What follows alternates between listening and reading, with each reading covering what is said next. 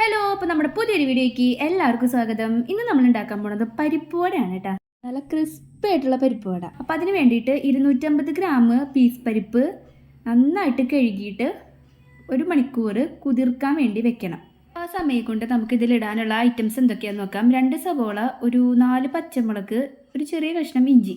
ഒരു വലിയ സവോള ആണെങ്കിൽ ഒരെണ്ണം മതിയാവും, അല്ലെങ്കിൽ ചെറുതാണെങ്കിൽ 2 സവോള എടുക്കാം. നമ്മളിപ്പോൾ 2 സവോള എടുത്തിട്ടുണ്ട്.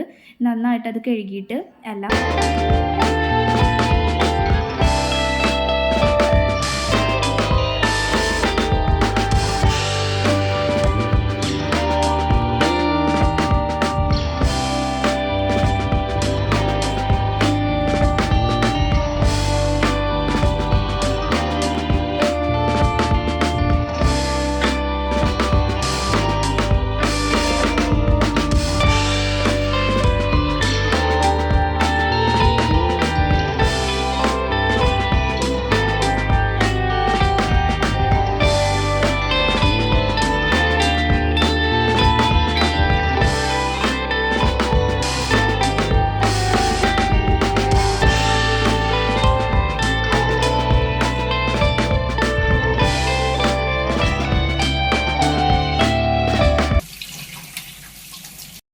ഐറ്റംസ് എല്ലാം കട്ട് ചെയ്യൽ കഴിഞ്ഞു. സബോള, വേപ്പില, പച്ചമുളക്, ഇഞ്ചി, പിന്നെ ചതച്ച മുളക് 1 സ്പൂൺ എടുത്തിട്ടുണ്ട്. അത് ഓപ്ഷണലാണ്, ഇഷ്ടമുള്ളവർക്ക് മാത്രം എടുത്താൽ മതിയാവും.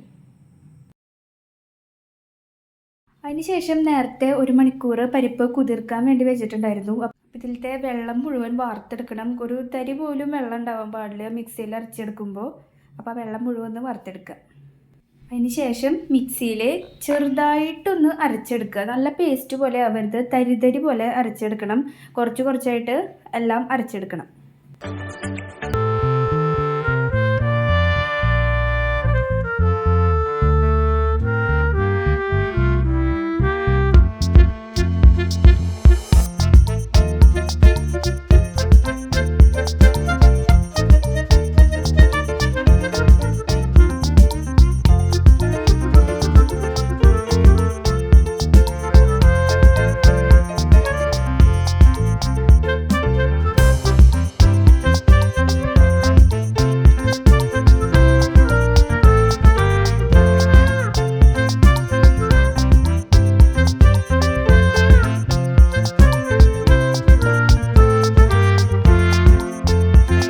ഇൻഗ്രീഡിയൻസ് എല്ലാം ഇട്ട് കൊടുത്തതിന് ശേഷം കൈ കൊണ്ട് തന്നെ നന്നായിട്ട് കുഴക്കണം കേട്ടോ.